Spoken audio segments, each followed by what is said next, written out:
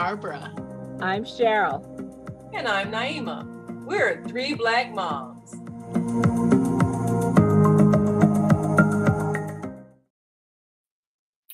Hi.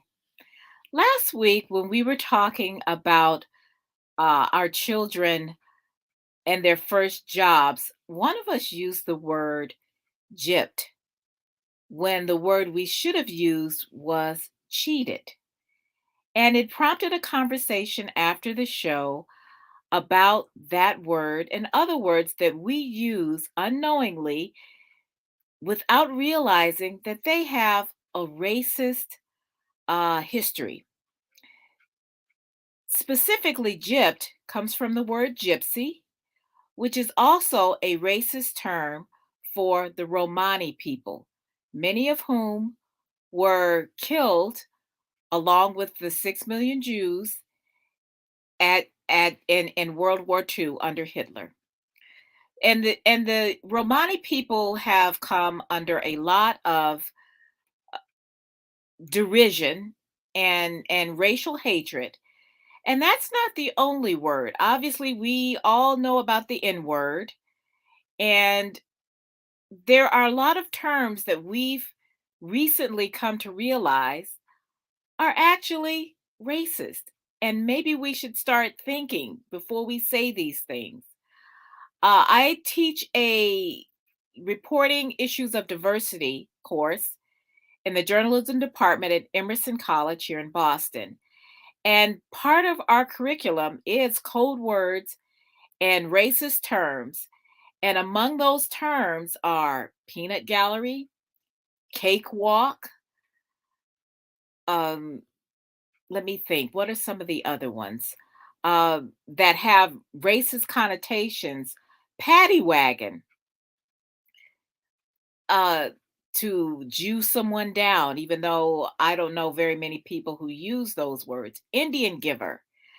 And sisters, we talked about this and about how we should start really examining some of the words that we use and what their history is.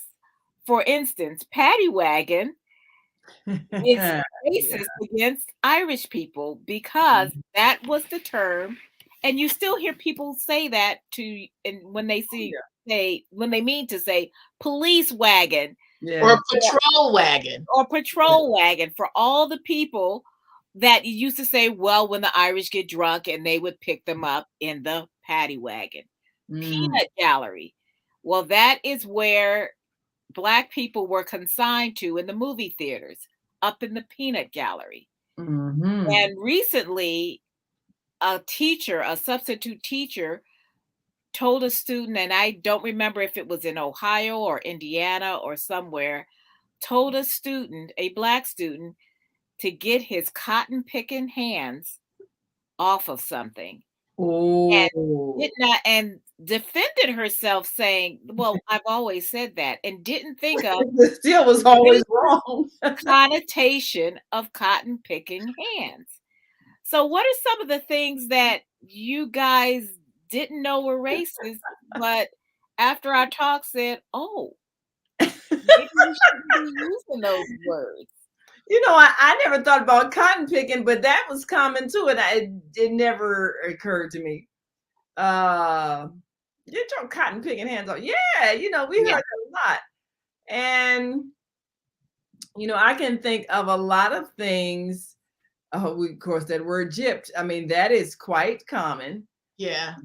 Never even thought it came from the word gypsy, or even the history of the people who had been called gypsies and all of that.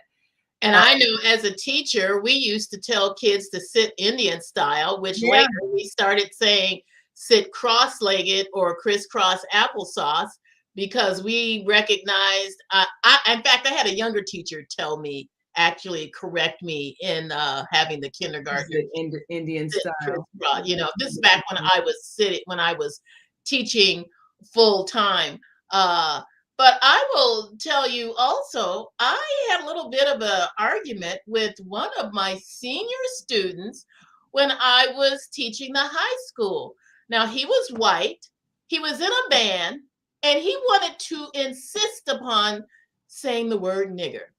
And he felt like he had the right to use that word because, of course, he had homies who were Friends. niggers.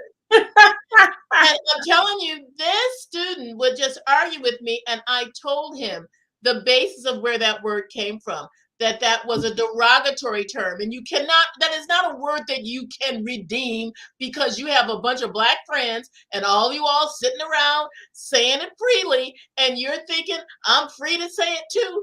And I said, I don't think if you are not writing something from a Mark Twain book or reading about Huckleberry Finn, I don't see how that word even needs to be coming out of your mouth, especially in my classroom. And you talking to me, how you can just say it just any old way. And so I think there is a little bit of defensiveness when you bring up things to people and they get so defensive that they want to immediately counter what you say, say, I'm not racist, I don't use racist terms. Well, whether or not there's malice involved, if it came from a bad place and you are taught that it came from a bad place, stop using it. You find other terms to define a people.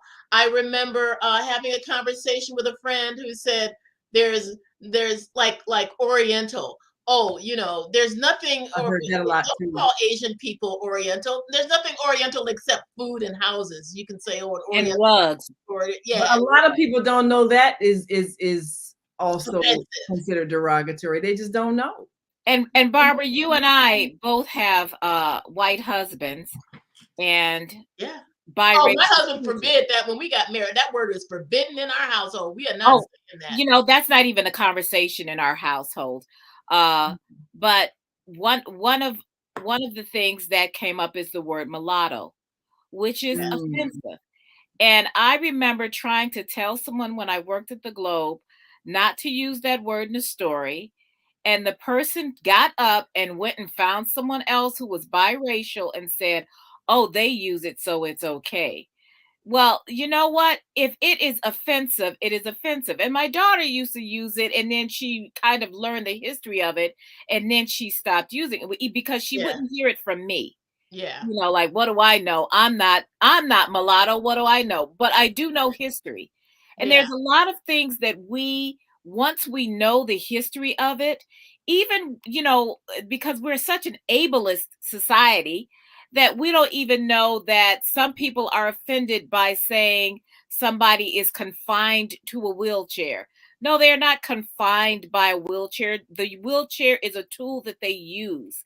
They are not, some people say, using, obviously we don't use the word crippled anymore. Right. That used to be another one, Yeah, we don't use the word retarded anymore, except in the negative context that it is meant to be. But there are a lot of words, and what we need to understand is that the language is ever changing. Yeah. And sometimes when we think back and we look back at these words that we use, saying somebody, oh, don't be an Indian giver.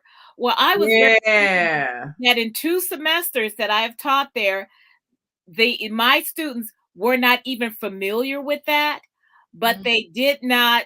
But some of them, their parents probably would have been. Right. So that's the thing, is that you're trying to say, and I'm telling them, well, the thing is that when you, the reason why we need to know these terms is that when you go to talk to somebody who's my age or older and they say these terms, you kind of have to challenge them and say, is that really what you meant? And I have to tell you a story.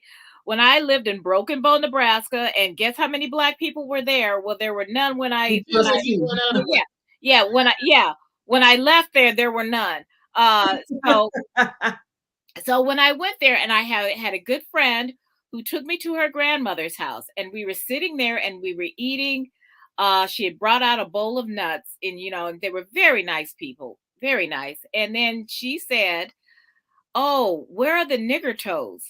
I really like those. Those are my favorite." And I said to her, "We call those Brazil nuts." And she was so shocked, and she was very upset.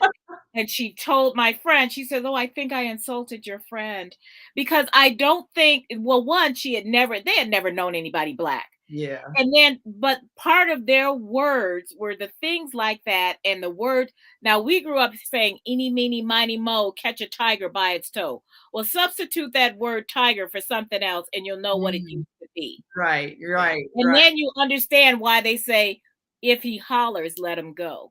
Yeah. Yeah. You know, That's so pretty there are things that we awful. have heard a lot, and we grew up with it, and maybe the words have changed. Maybe some of the other things is the term cakewalk, something being a cakewalk. I won't go into the whole history of that, but that's also comes from a racist history. Google it, Mm. folks, and understand. And this is something that we in our community, we don't think about. I remember getting into an argument with somebody when I worked at the Globe who used the word Japs because he had been in World War II. Mm. Right. And I said, yeah, but you know what? We're not in World War II now, and that's a racist term. We're not saying You that. know, Yeah. we Yeah. don't say that. And so there's words like that that older people, older than us even, will use. And we need to call them on it, which is the reason why I wanted to address that, because I know that there was no evil intent. And many times there aren't evil intent. There's just ignorance of the history. Yeah. So what is it when you inform somebody of something being inappropriate to say? Why is it that some people get resistant? Like, oh no, that's not bad. I mean, why is it people just can't accept? Okay, this is offensive.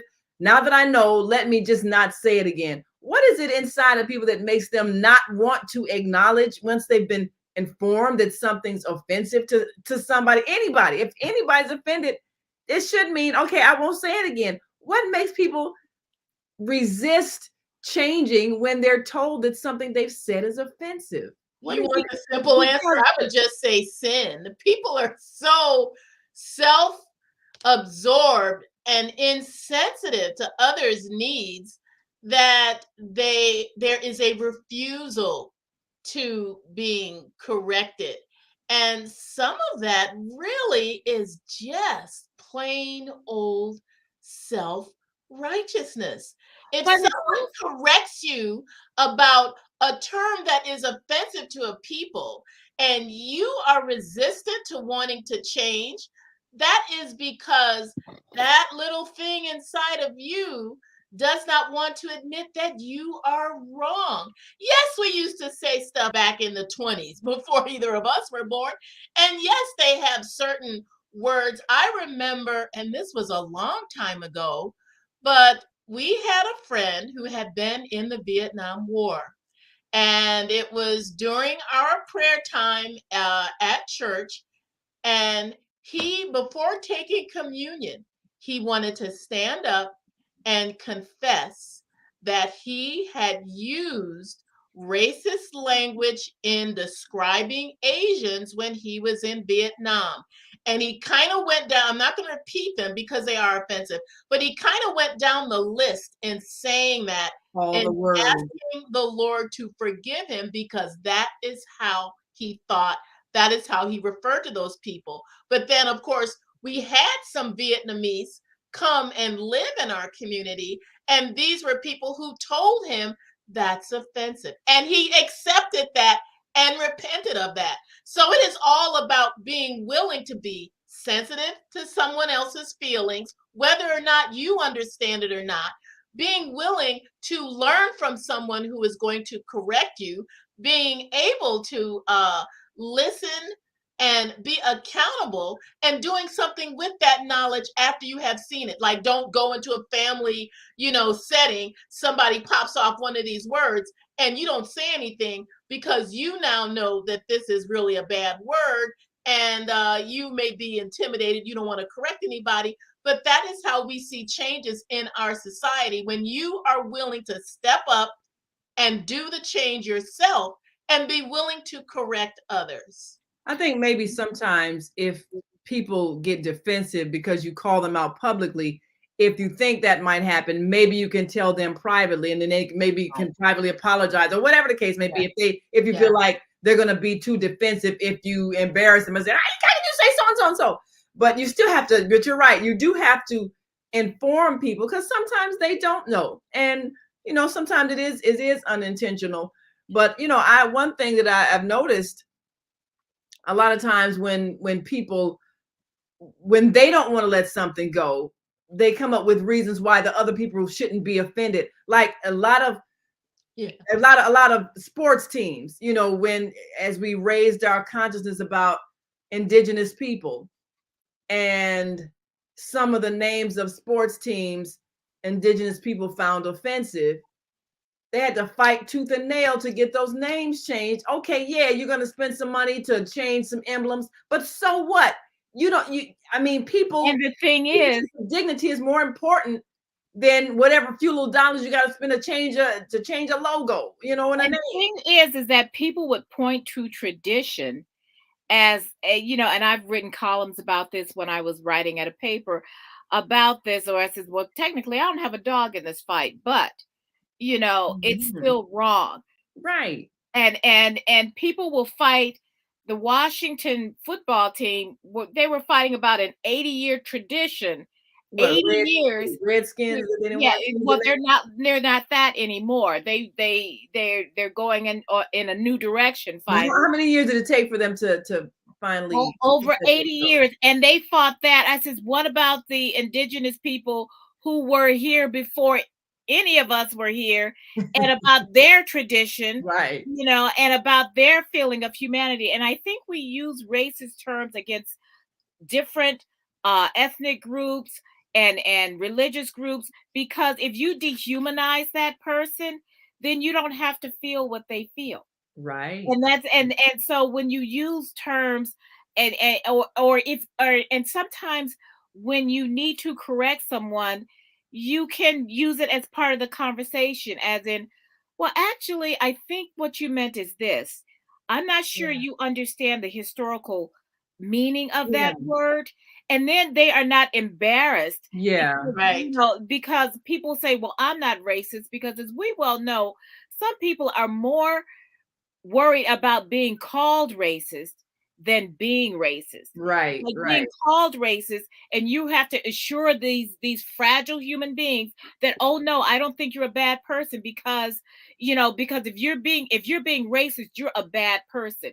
No, we grew up in a racist society and Mm. under systemic racism, and so a lot of the things that you have learned are inherently racist, but that doesn't mean that you can't change. Right. Because, like you say, a lot of your students haven't even heard these terms. So maybe in the last 20 years or so, they've been weeded out of our language because we've learned better. And so things will gradually disappear. But you do have to keep calling people out when With they, their grandmother. yeah. Yes.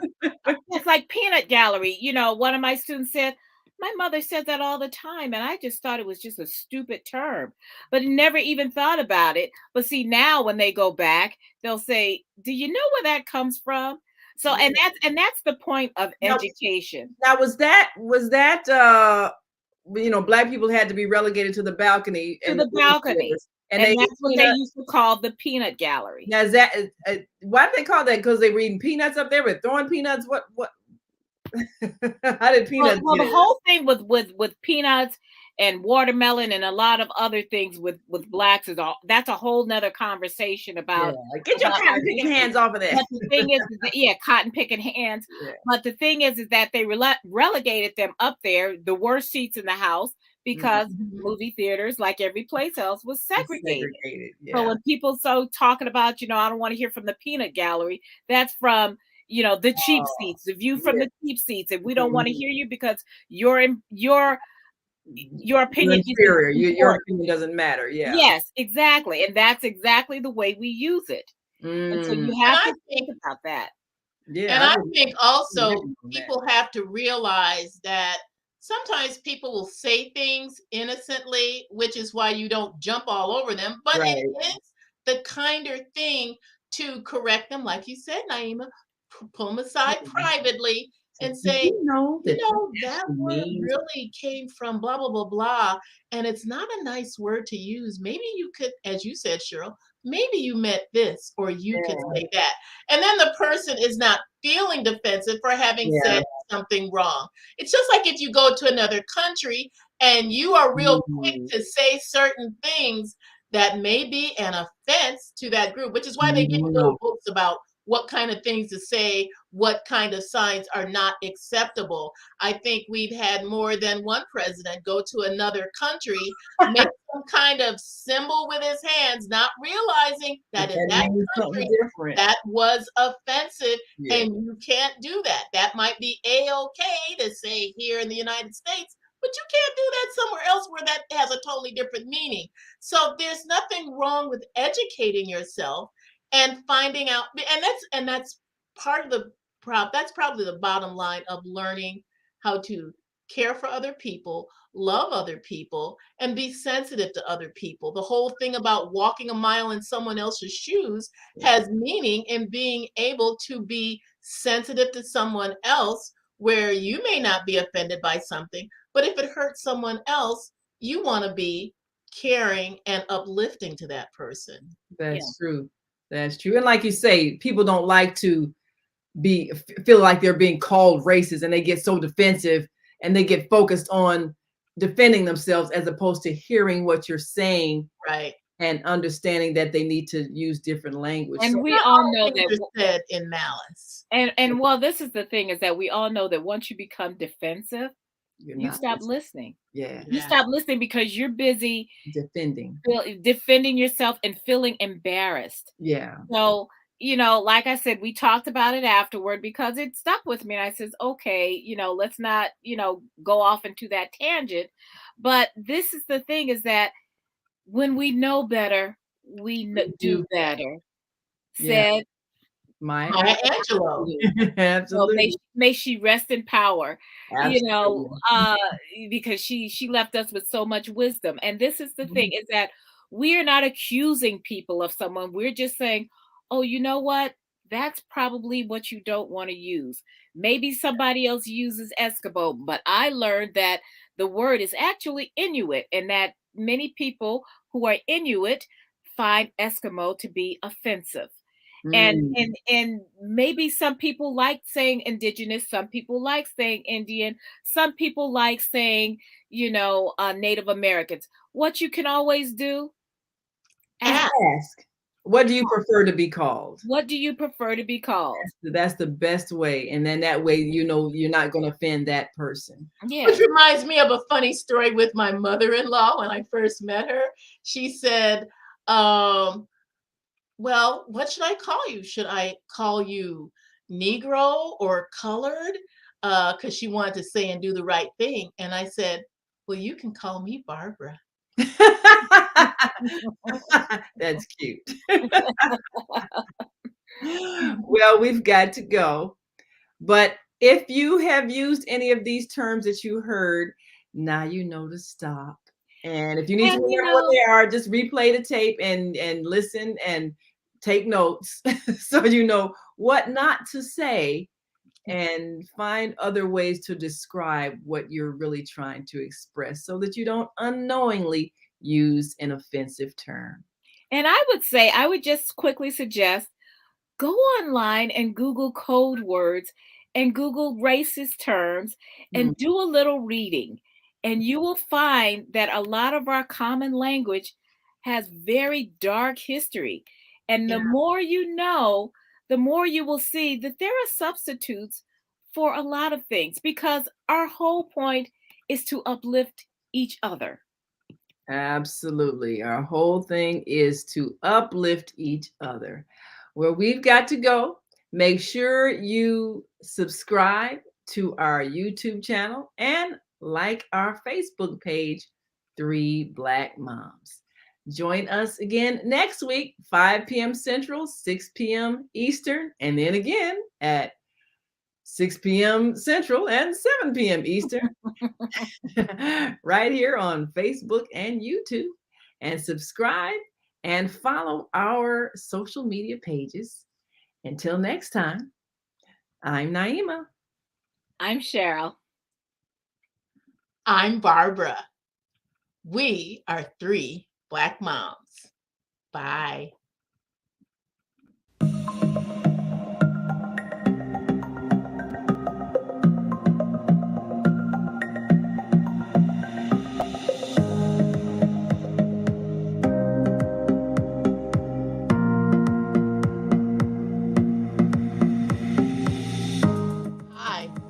Barbara. I'm Cheryl. And I'm Naima. We're 3 Black Moms.